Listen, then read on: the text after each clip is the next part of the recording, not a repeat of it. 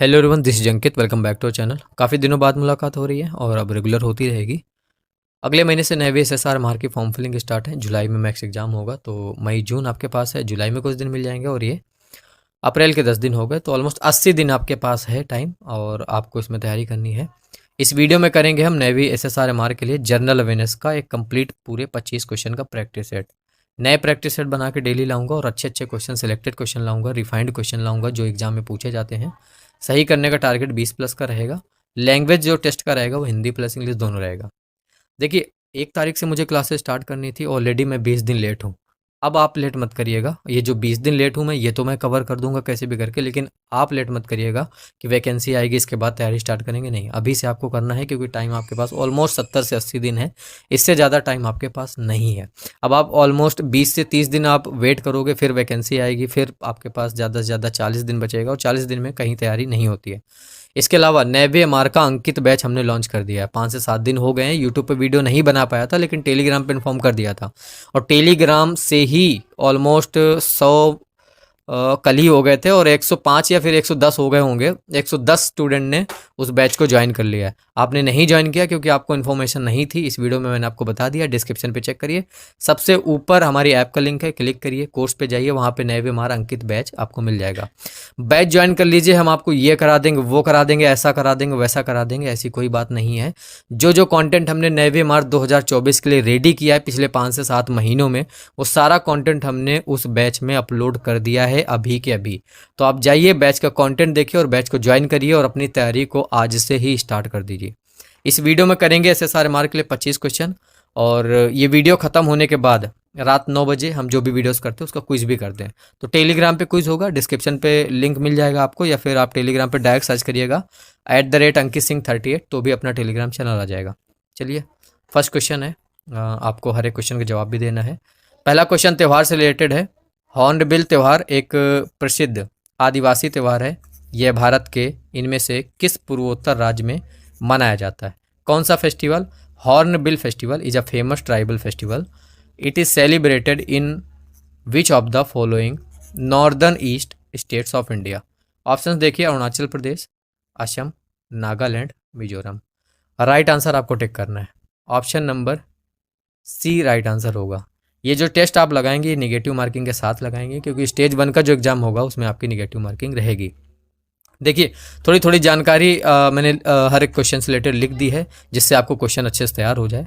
जैसे हॉर्नबिल त्यौहार का आयोजन प्रत्येक वर्ष नागालैंड राज्य के स्थापना दिवस 1 दिसंबर 1963 पर किया जाता है। 1 दिसंबर 1963 से स्टार्ट हुआ था। तो अगर दिन पूछा जाए कि किस दिन ये त्यौहार मनाया जाता है, तो प्रत्येक वर्ष 1 दिसंबर को मनाया जाता है। इस त्यौहार की जो शुरुआत है सन 2000 में नागालैंड सरकार ने कराई थी, जिसका उद्देश्य नागा जनजातियों को आपस में एक दूसरे से परिचित कराना व फिर देश दुनिया को नागा समाज की संस्कृति से रूबरू कराना था।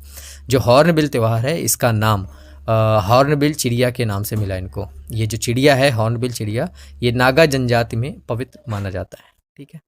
सेकेंड क्वेश्चन देखिए, मोहिनी अट्टम नृत्य शैली निम्नलिखित में से किस राज्य में लोकप्रिय है? The dance style Mohiniyattam is popular in which of the following state? Rajasthan, Telangana, Kerala या फिर कर्नाटक? राइट आंसर बताइए। राइट आंसर इसका ऑप्शन नंबर सी होगा।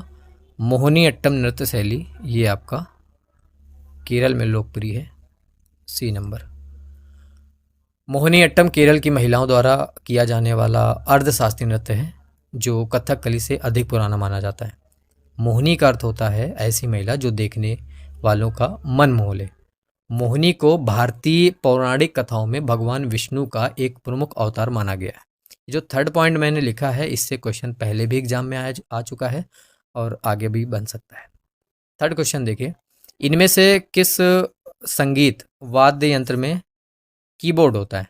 Which of these musical instruments has keyboard? Option देखिए, गतम, संतूर, हारमोनियम या फिर शहनाई। राइट आंसर बताइए। राइट आंसर इसका ऑप्शन नंबर सी होगा। हारमोनियम जो है इसमें आपका कीबोर्ड पाया जाता है। सी नंबर। फोर्थ नंबर क्वेश्चन देखिए, पंडित जसराज ये किस क्षेत्र में प्रख्यात है, मतलब प्रसिद्ध है? Pandit Jasraj is famous in which field? शास्त्रीय नर्तक हैं, सितार वादक हैं, शास्त्रीय संगीतकार हैं या फिर तबला कलाकार है, तबला वादक है। 4 नंबर का राइट आंसर। पंडित जसराज ये आपके शास्त्रीय संगीतकार हैं, क्लासिकल म्यूजिशियन है, तो ऑप्शन नंबर सी इस क्वेश्चन का राइट आंसर हो जाएगा। देखिए, पंडित जसराज भारत के सुप्रसिद्ध शास्त्रीय गायकों में से एक हैं। पंडित जसराज का जन्म जो है 1930 ईस्वी में हुआ था और पंडित जी का संबंध मेवाती घराने से है। ये लास्ट वाला पॉइंट जो है मेवाती घराने से, ये एग्जाम के लिए इंपॉर्टेंट है। जन्म नहीं पूछा जाएगा लेकिन ये जरूर पूछा जा सकता है।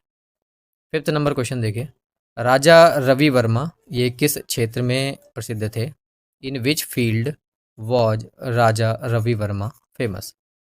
साहित्य, संगीत, चित्रकारी या फिर नृत्य? 5th नंबर का राइट आंसर बताइए।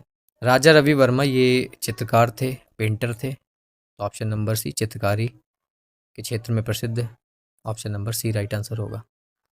राजा रवि वर्मा एक प्रसिद्ध भारतीय चित्रकार थे। इनका जन्म 1848 ईस्वी में हुआ था, केरल राज्य में हुआ था, जिन्हें भारतीय कला के इतिहास में महानतम चित्रकारों में गिना जाता है। 1904 में ब्रिटिश इंडिया के वायसरॉय लॉर्ड कर्जन ने ब्रिटिश एम्परर की ओर से केसरे हिंद स्वर्णक पदक से सम्मानित किया, याद रखिएगा। 6th नंबर क्वेश्चन देखिए, गुजरात की पारंपरिक बुनाई को किसके रूप में जाना जाता है? The traditional weave of Gujarat is known as. Option है तुषार, कांजीवरम, जमदानी या फिर पटोला। इस बार आप देखेंगे कि जो भी हम क्वेश्चन करवाएंगे वो बहुत अच्छे क्वेश्चंस करवाएंगे, थोड़ा अच्छे लेवल के, क्योंकि स्टेज 1 का जो हमने पिछली बार एग्ज़ाम देखा वो काफ़ी टफ था और उसी के हिसाब से अब सारी चीज़ें होंगी। स्टेज 2 तो नॉर्मल ही है, ये सब पढ़ोगे यही आएगा, लेकिन स्टेज 2 में स्टेज 1 निकालना बहुत ज़रूरी है। बहुत सारे स्टूडेंट्स थे जो 1 नंबर से रह गए, किसी का आधा नंबर से रह गया, किसी का 2 नंबर से रह गया। ये इस बार नहीं होना चाहिए। आप 90 मार्क का पूरा बैच कंप्लीट करिएगा। स्टेज 1 अगर आपके स्टेज की कट ऑफ स्टेज 1 की 22 नंबर जाएगी तो आप एटलीस्ट 27 से 28 नंबर करके आओगे। आप लटकोगे नहीं 1-2 नंबर से, आपके 5 से 7 ज़्यादा ही आएगा। तो बताइए, गुजरात की जो पारंपरिक बुनाई है इसको किस रूप में जाना जाता है? इसको जानते हैं पटोला के रूप में। ऑप्शन नंबर डी इस क्वेश्चन का राइट आंसर होगा। देखिए समझिए, ये पारंपरिक बुनाई है और इधर संबंधित राज्य है। जैसे तमिलनाडु में जो पारंपरिक बुनाई है उसको कांजीवरम के नाम से जानते हैं, गुजरात में पटोला के नाम से जानते हैं, अभी आपने क्वेश्चन पढ़ा, पश्चिम बंगाल में जमनादी के नाम से जानते हैं और वाराणसी में जरदोजी के नाम से जानते हैं। ये चारों याद रखिएगा। 7th नंबर क्वेश्चन देखिए, निम्नलिखित में से राजा राम मोहन राय द्वारा कौन सी पुस्तक लिखी गई थी? Which of the following books was written by Raja Ram Mohan राय?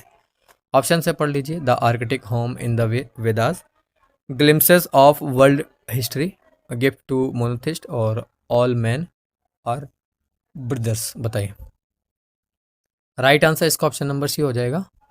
राजा राम मोहन राय द्वारा जो बुक लिखी गई थी, पुस्तक लिखी गई थी, वो थी gift to monotheist, option number C.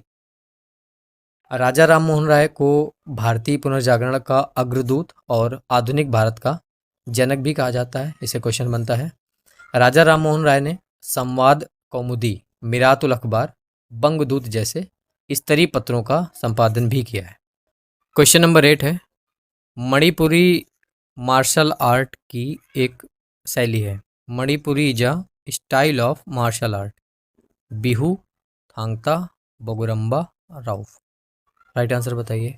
Manipuri Thangta martial art की एक प्रमुख शैली है। ऑप्शन नंबर जो बी होगा इस क्वेश्चन का वो यहाँ पे राइट आंसर होगा। 9th नंबर क्वेश्चन देखिए, 1948 में अर्ली इंडस सिविलाइजेशन नामक पुस्तक किसने लिखी थी? Who wrote the book early Indus civilization in 1948? Ernest Mackay, G.F. Dales, John Marshall या फिर रेम व्हीलर ने? राइट आंसर ठीक करिए।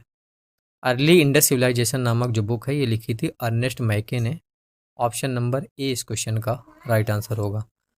डेली आप नोट्स बनाइए, जो भी हम क्वेश्चंस करवा रहे हैं। अगर आप नोट नहीं बना सकते हैं तो कम से कम रात 9 बजे क्विज लगाइएगा, फिर आप क्वेश्चन याद रहेंगे। अंतर्राष्ट्रीय महिला दिवस हर साल कितने मार्च को मनाया जाता है? International women's day is celebrated every year on March 6, 7, 8 या फिर 9? बताइए किस मार्च को मनाया जाता है? देखिए, प्रत्येक वर्ष 8 मार्च को अंतर्राष्ट्रीय महिला दिवस के रूप में मनाते हैं। तो ऑप्शन नंबर सी इस क्वेश्चन का राइट आंसर होगा। अभी हाल ही में मनाया गया मार्च में, इसलिए एग्जाम में पूछा जा सकता है। अंतर्राष्ट्रीय महिला दिवस हर साल 8 मार्च को मनाया जाता है। विश्व के विभिन्न क्षेत्रों में महिलाओं के प्रति सम्मान, प्रशंसा और प्यार प्रकट करते हुए इस दिन को महिलाओं के आर्थिक, राजनीतिक और सामाजिक उपलब्धियों के उपलक्ष्य में उत्सव के तौर पर मनाया जाता है। 11वें नंबर क्वेश्चन देखिए, साहित्य में भारत देश के एकमात्र नोबेल पुरस्कार विजेता कौन है? Who is India's only Nobel prize winner in literature? साहित्य में एकमात्र भारत के नोबेल पुरस्कार विजेता कौन है? रविन्द्रनाथ टैगोर, अमर्त्य सेन, सीवी रमन या फिर कैलाश सत्यार्थी? बताइए। राइट आंसर ऑलमोस्ट सभी को ये क्वेश्चन पता होगा, इसके बावजूद ये क्वेश्चन बार बार आता है। रविन्द्रनाथ टैगोर, ये नंबर इस क्वेश्चन का राइट आंसर है। 12 नंबर क्वेश्चन देखिए, उससे पहले थोड़ी सी जानकारी। साहित्य के क्षेत्र में भारत के एकमात्र नोबेल पुरस्कार विजेता रविन्द्रनाथ टैगोर हैं। इनकी काव्य रचना गीतांजलि के लिए इन्हें 1913 में साहित्य का नोबेल पुरस्कार मिला था। अमर्त्य सेन को 1998 ईस्वी में अर्थशास्त्र के नोबेल पुरस्कार से सम्मानित किया गया। सीवी रमन जी को प्रकाश के प्रकीर्णन सिद्धांत पर उत्कृष्ट कार्य के लिए 1930 ईस्वी में उन्हें भौतिकी का प्रतिष्ठित नोबेल पुरस्कार दिया गया। कैलाश सत्यार्थी को शांति के क्षेत्र में योगदान के लिए 2014 में नोबेल पुरस्कार से सम्मानित किया गया। ये चारों पॉइंट इंपॉर्टेंट है और इन चारों में से एक क्वेश्चन आपके एग्जाम में मैं श्योर हूँ SSR के किसी न किसी शिफ्ट में आपसे जरूर पूछा जाएगा। या अमर्त्य सेन से रिलेटेड हो सकता है, सीवी रमन जी से रिलेटेड हो सकता है, कैलाश सत्यार्थी से, या फिर रविन्द्रनाथ टैगोर जी से रिलेटेड हो सकता है। नेक्स्ट क्वेश्चन देखिए, 12 नंबर क्वेश्चन। निम्नलिखित में से किस प्रधानमंत्री को भारत रत्न पुरस्कार दिया गया है? Which of the following prime ministers has been awarded the Bharat Ratna award? VP Singh, Morarji Desai, Charan Singh या फिर मनमोहन सिंह? 12 का राइट आंसर बताइए। किस प्रधानमंत्री को भारत रत्न पुरस्कार दिया गया है? मोरारजी देसाई को। ऑप्शन नंबर बी इस क्वेश्चन का राइट आंसर होगा। नेक्स्ट क्वेश्चन देखिए, भारत रत्न भारत का सर्वोच्च नागरिक सम्मान है जो कला, साहित्य और विज्ञान और जनसेवा में असाधारण कार्यों के लिए प्रदान किया जाता है, भारत रत्न। अगला क्वेश्चन है 13 नंबर, पत्रकारिता में उत्कृष्ट प्रदर्शन के लिए निम्नलिखित में से कौन सा पुरस्कार दिया जाता है? Which of the following awards is given for outstanding performance in journalism? Gururaj Bhatt पुरस्कार या फिर भारतीय साहित्य अकेडमी पुरस्कार, दादा साहेब फाल्के पुरस्कार, रामनाथ गोयनका पुरस्कार? बताइए 13 नंबर। शायद पता हो आपको, रामनाथ गोयनका पुरस्कार दिया जाता है पत्रकारिता में उत्कृष्ट प्रदर्शन के लिए। तो option number D right answer होगा। द इंडियन एक्सप्रेस समूह की ओर से दिया जाने वाला रामनाथ गोयनका जर्नलिज्म अवार्ड पत्रकारिता के क्षेत्र में उल्लेखनीय कार्य करने वाले प्रिंट, इलेक्ट्रॉनिक, डिजिटल मीडिया के पत्रकारों को प्रदान किया जाता है। ये जो रामनाथ गोयनका अवार्ड है, इसकी शुरुआत हुई थी सन 2006 ईस्वी में। तो ये जो पॉइंट है, इससे क्वेश्चन पूछा जा सकता है। 14 नंबर क्वेश्चन है, भारत का सर्वोच्च साहित्यिक पुरस्कार कौन सा है? Which is the highest literary award of India? Jnanpith पुरस्कार, साहित्य अकेडमी पुरस्कार, व्यास सम्मान या फिर कबीर? ऑप्शन नंबर बताइए 14 का। सभी को पता होगा, सर्वोच्च साहित्यिक जो पुरस्कार है वो है ज्ञानपीठ पुरस्कार। ऑप्शन नंबर ए इस क्वेश्चन का राइट आंसर होगा। 15 नंबर क्वेश्चन है, निम्नलिखित में से किसने फिल्म निर्देशन के लिए ऑस्कर जीता है? Who among the following has won an Oscar for film direction? AR Rahman, Guru Dutt, Satyajit Ray या फिर गुलजार? बताइए 15 का राइट आंसर। ऑप्शन नंबर इनमें से सी नंबर, सत्यजीत रे ने फिल्म निर्देशन में, डायरेक्शन में ऑस्कर जीता है। 16 नंबर क्वेश्चन, उससे पहले जानकारी, सत्यजीत रे को फिल्म निर्देशन के लिए 1992 ईस्वी में विशेष ऑस्कर पुरस्कार दिया गया। AR रहमान जी को संगीत के क्षेत्र में ऑस्कर दिया गया है। सत्यजीत रे को 1984 में दादा साहेब फाल्के पुरस्कार प्रदान किया गया। फिर 1992 में इनको भारत का सर्वोच्च सम्मान भारत रत्न से भी सम्मानित किया गया। अब देखिए नेक्स्ट क्वेश्चन 16th नंबर। दादा साहेब फाल्के पुरस्कार किस क्षेत्र में दिया जाता है या फिर किस क्षेत्र से संबंधित है? Dada Saheb Phalke award is related to which field? साहित्य, सिनेमा, पत्रकारिता, वॉलीबॉल। राइट आंसर इसका ऑलमोस्ट सभी को पता होगा, बी नंबर, सिनेमा के क्षेत्र में दादा साहेब फाल्के पुरस्कार दिया जाता है। दादा साहेब फाल्के पुरस्कार का संबंध सिनेमा से है। इस पुरस्कार के सम्मानित होने वाले प्रथम व्यक्ति देविका रानी थी। दादा साहेब फाल्के को भारतीय सिनेमा का पिता कहा जाता है। यह भारतीय सिनेमा जगत का सर्वोच्च पुरस्कार है दादा साहेब फाल्के। नेक्स्ट क्वेश्चन देखिए 17th नंबर। दुश्मन की उपस्थिति में स्थल, जल या वायु में बहादुरी या आत्म बलिदान के सबसे विशिष्ट काल के लिए दिया जाने वाला सर्वोच्च वीरता पुरस्कार कौन सा है? Which is the highest gallantry award given for the most conspicuous act of bravery और self sacrifice in the presence of enemy on land, water और एयर? परमवीर चक्र, भारत रत्न, ध्यानचंद पुरस्कार या फिर पद्मश्री? दुश्मन की उपस्थिति में थल, जल, वायु में बहादुरी या फिर आत्म बलिदान के लिए सबसे विशिष्ट काल के लिए सर्वोच्च वीरता जो पुरस्कार है वो कौन सा है? परमवीर चक्र दिया जाता है। ऑप्शन नंबर ए इस क्वेश्चन का राइट आंसर होगा। परमवीर चक्र वीरता के लिए दिया जाने वाला सर्वोच्च पुरस्कार है जो दुश्मनों की उपस्थिति में सूरवीरता एवं त्याग के लिए दिया जाता है। भारत रत्न देश का सर्वोच्च नागरिक सम्मान है जो कला, साहित्य, विज्ञान और जनसेवा के क्षेत्र में उत्कृष्ट कार्य के लिए प्रदान किया जाता है।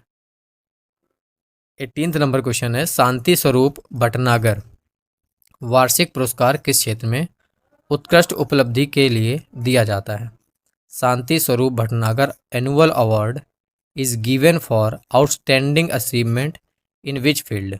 भारतीय शास्त्रीय संगीत, साहित्य, विज्ञान और तकनीकी, जनजाति, कला, शैली। 18th का right answer option number C, विज्ञान और तकनीकी के क्षेत्र में दिया जाता है। Option number C right answer होगा। शांति स्वरूप भटनागर पुरस्कार भारतीय प्रौद्योगिकी और वैज्ञानिक अनुसंधान परिषद द्वारा वर्ष 1957 से दिया जा रहा है। यह पुरस्कार प्रत्येक वर्ष डॉक्टर शांति स्वरूप भटनागर की स्मृति में दिया जाता है। इसका मूल उद्देश्य विज्ञान और प्रौद्योगिकी के क्षेत्र में उल्लेखनीय एवं असाधारण प्रतिभा के धनियों को बढ़ावा देना है। नेक्स्ट क्वेश्चन देखिए 19th नंबर। रमन मैग्सेसे पुरस्कार विजेता अंशु गुप्ता ये निम्नलिखित में से किस गैर सरकारी संगठन एनजीओज से संबंधित है?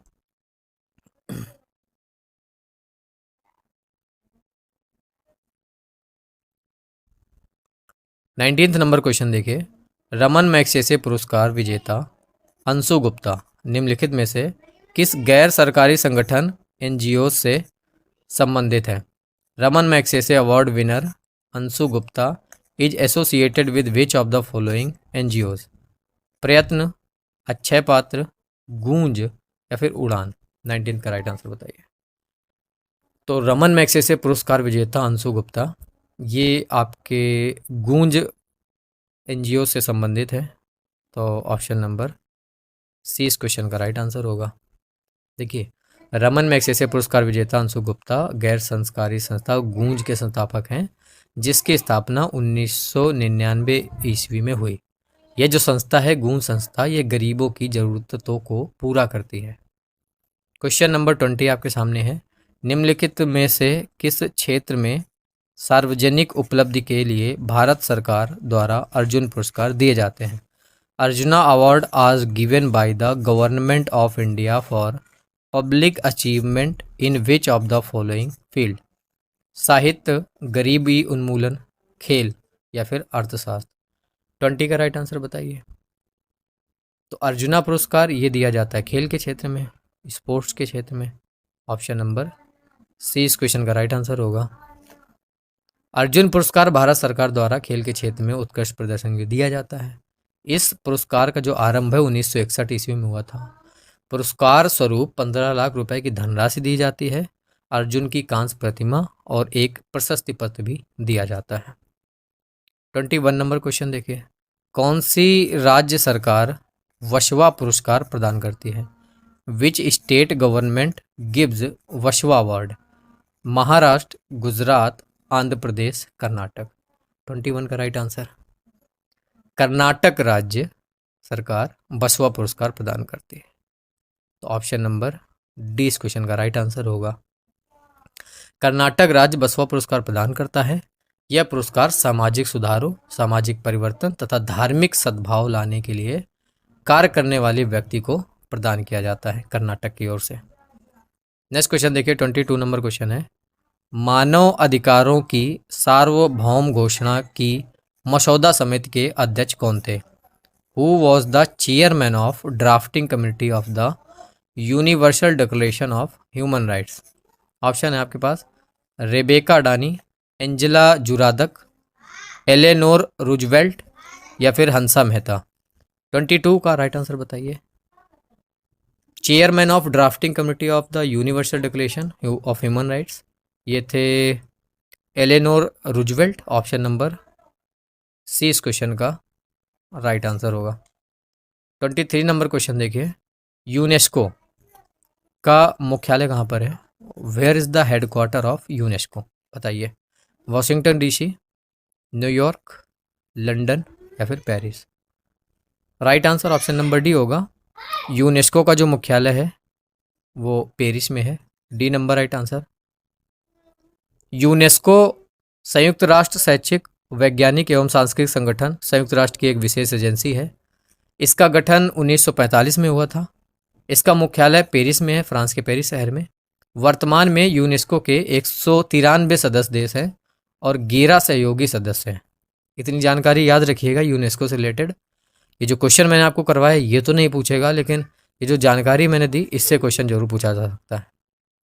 24 नंबर क्वेश्चन है, यूनिसेफ का मुख्यालय कहाँ पर स्थित है? Where is the headquarter of UNICEF located? DC में, पेरिस में, ज्यूरिक में या फिर न्यूयॉर्क में? राइट आंसर इसका ऑप्शन नंबर डी होगा। यूनिसेफ का जो मुख्यालय है वो न्यूयॉर्क में स्थित है। यूनिसेफ की स्थापना संयुक्त राष्ट्र महासभा द्वारा 11 दिसंबर 1946 में की थी। पहले इसे संयुक्त राष्ट्र अंतर्राष्ट्रीय बाल आपातकालीन कोष कहा जाता था। क्वेश्चन याद रखिए, यूनिसेफ को पहले क्या कहा जाता था? संयुक्त राष्ट्र अंतर्राष्ट्रीय बाल आपातकालीन कोष। यूनिसेफ का निर्माण द्वितीय विश्व युद्ध में तबाह हुए देशों के बच्चों और महिलाओं को आपातकालीन स्थिति में भोजन और स्वास्थ्य सेवा उपलब्ध कराना था। 1950 में इसके दायरे को विकासशील देशों में बच्चों और महिलाओं को दीर्घकालीन जरूरतों को पूरा करने के लिए विस्तारित किया गया। यूनिसेफ को वर्ष 1965 में नोबेल शांति पुरस्कार और वर्ष 1989 में इंदिरा गांधी शांति पुरस्कार और 2006 में प्रिंस ऑफ अस्तूरियस अवार्ड मिला। इतनी जानकारी आप ये लास्ट वाला जो पॉइंट है याद रखिएगा। 25 नंबर क्वेश्चन है, इनमें से कौन सा विश्व व्यापार संगठन WTO का पूर्ववर्ती था? Which of the following was the procedure of the world trade organization WTO? सेवाओं में व्यापार पर सामान्य करार, व्यापार एवं शुल्क पर सामान्य करार, बहुपक्षीय व्यापार अनुबंध या फिर बौद्धिक संपदा अधिकारों पर सामान्य करार। विश्व व्यापार संगठन WTO का पूर्ववर्ती पूछा गया है। जैसे मैंने इसमें बताया आपको कि यूनिसेफ का जो पूर्ववर्ती था वो था पहले संयुक्त राष्ट्र अंतर्राष्ट्रीय बाल आपातकालीन कोष। ऐसे ही आपसे WTO का विश्व व्यापार संगठन का पूर्ववर्ती एग्जाम में पूछा जा सकता है और राइट आंसर इसका होगा व्यापार एवं शुल्क पर सामान्य करार। Option number b right answer होगा, general agreement on tariffs and trade. 1995 में WTO की स्थापना हुई। WTO विश्व व्यापार के लिए नियम बनाता है। इसका मुख्यालय जिनेवा में है। ये क्वेश्चन पूछा जा सकता है, स्विट्जरलैंड में। और वर्तमान में 164 देश इसके सदस्य हैं WTO के। ये थी वीडियो, आपको कैसी लगी?